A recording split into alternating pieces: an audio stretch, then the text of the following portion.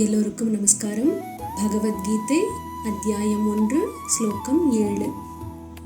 அஸ்மாக்கம் து விசிஷ்டாயே தானி போதத்விஜோத்தம நாயகா மம சைன்யஸ்ய சந்நியார்த்தம் தான் ப்ரவீமிதே.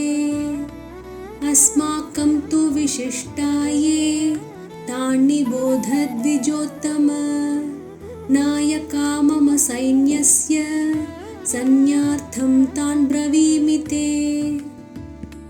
அஸ்மாக்கம் எங்களுடைய, து ஆனால், விசிஷ்டாக மிகச்சிறந்தவர்கள், ஏ யார், தான் அவர்களை, நிபோத நன்றாக தெரிந்து கொள்வீர், த்விஜ உத்தம அந்தணர்களில் சிறந்தவர், நாயக்காக தலைவர்கள் அல்லது இங்க தளபதிகள், மம சைன்யஸ்ய எனது படையினுடைய, சஞ்ஞார்த்தம் நினைவூட்டுதல் அல்லது தகவல், தான் அவர்களை, ப்ரவீமிதே உமக்கு கூறுகிறேன்.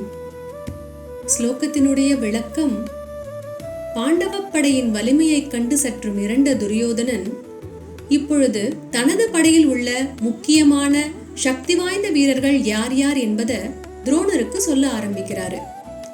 விஜோத்தம, துரோணாச்சாரியரை அந்தணர்களில் சிறந்தவரே என்று அழைப்பதன் மூலம் அவர் போர் செய்வதை விட சாஸ்திரங்களில் சிறந்தவர் என்பதை நுட்பமா சுட்டிக்காட்டி அவரை இன்னும் தீவிரமா போரிட தூண்டுகிறார். எதிரிப்படையை புகழ்ந்து பேசிய தான் இப்பொழுது தன் படையை பற்றி பேசுவது துரோணருக்கு உற்சாகம் அளிக்கும் என்று துரியோதனன் நினைக்கிறார். துரியோதனனின் மன அமைதியின்மையையும் தன்னம்பிக்கையை தேடிக்கொள்ளும் முயற்சியையும் இந்த ஸ்லோகம் காட்டுது. குருவிடம் மரியாதையாக பேசுவது போல தன் தேவையை நிறைவேற்றிக் கொள்ளும் துரியோதனனின் தந்திரமும் இங்க வெளிப்படுது. ஸ்லோகத்தினுடைய சுருக்கமான அர்த்தம்: அந்தணர்களில் சிறந்தவரே, நம்முடைய படையில் உள்ள மிகச்சிறந்த தலைவர்களை பற்றியும் நீங்கள் தெரிந்து கொள்ள வேண்டும்.